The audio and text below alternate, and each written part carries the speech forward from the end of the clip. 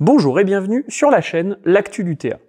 Quand on fait se rencontrer des collectivités locales marquées par 15 ans de réduction budgétaire avec des spéculateurs boursiers sans foi ni loi, qu'est-ce que ça donne? On y revient ensemble dans cet épisode de la revue d'actu. Allez, on attaque! Depuis 2011, les gouvernements néolibéraux ont trouvé le bon filon pour faire payer aux autres leur politique. Réduire les budgets des collectivités locales.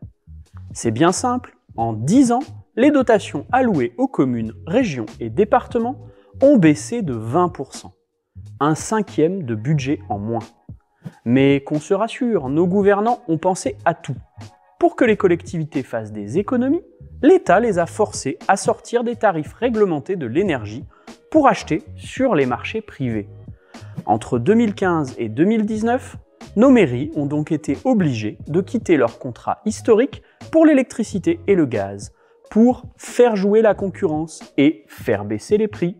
Et alors la marmotte, elle met le chocolat dans le papier d'alu. Mais bien sûr.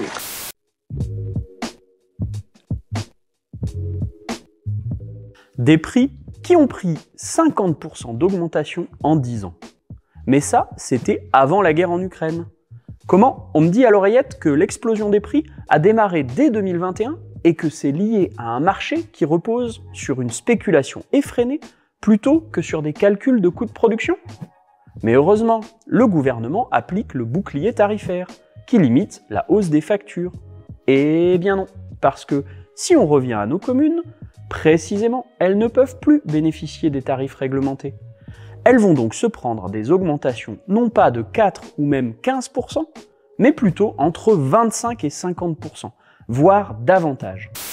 Les yeux rivés sur le prix de l'électricité. Sa facture a été multipliée par 4 en un an. Elle va passer de 600 000 à 2,5 millions d'euros. Comme dans de nombreuses villes, le maire de Montataire doit acheter le kilowattheure sur le marché et en ce moment, c'est au prix fort. Nous avions prévu 2 500 000 euros de chauffage et de consommation énergétique, et là, ça fait 1 million de plus. Donc, on résume. L'État oblige les mairies à acheter sur le marché spéculatif. Les spéculateurs font péter les prix. Du coup, les mairies sont sur la paille, elles ferment des services publics, baissent le chauffage, éteignent tout ce qu'elles peuvent, mais ça ne suffira pas. Tout simplement parce que les hausses sont démentielles. Du coup, elles tapent dans les autres budgets et perdent ainsi la possibilité d'investir dans les rénovations énergétiques par exemple. Bref. Non, c'est n'importe quoi. Face à ce racket, des maires s'organisent pour engager un bras de fer avec les fournisseurs et réclamer au gouvernement le retour des tarifs réglementés plafonnés. EDF a augmenté de manière unilatérale ses contrats et nous le contestons. Pour l'instant, nous refusons de payer. Nous sommes en négociation avec EDF. Permettre aux communes de revenir aux tarifs réglementés. Et tant qu'il n'aura pas ce qu'il veut, le maire fait un choix radical. Il ne paiera pas sa facture l'année prochaine et il invite toutes les communes à faire comme lui. Alors, vous en avez sûrement entendu parler. La convergence entre usagers, salariés et élus s'organise. Le dimanche 16 octobre, une manifestation est organisée à l'appel de la nouvelle Union populaire écologique et sociale. En Isère, un rassemblement se tiendra au cœur d'un quartier populaire, village sud des Chirolles, à 2 pas de l'arrêt de tram Denis Papin sur la ligne A. Rendez-vous à 11 h devant la maison des habitants. Des partis politiques de gauche y appellent, mais aussi des syndicats, des associations de locataires, des associations de quartier et bien d'autres. Alors, on se retrouve dimanche à Échirolles pour dire stop au racket énergétique. Il faut retrouver la souveraineté dans nos choix énergétiques. Je demande une chose au président de la République, tout de suite, ça il peut le mettre en œuvre tout de suite, bloquer les prix de l'énergie, de l'électricité et du gaz. Je demande à ce qu'à partir du 1er octobre, il n'y ait plus une seule hausse. On termine avec le chiffre du mois, et c'est 46,50 €.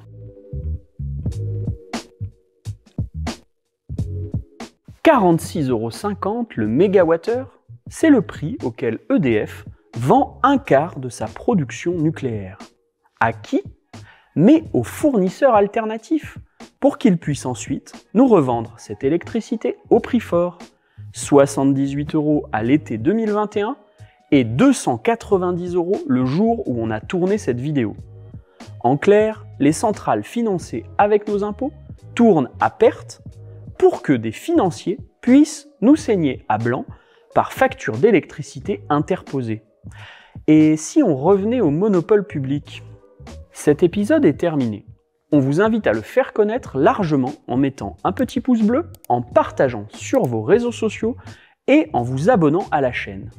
Et si vous aussi, vous êtes dans une ville populaire, donnez-nous quelques exemples de services publics à défendre en commentaire. Merci d'avance et à très bientôt.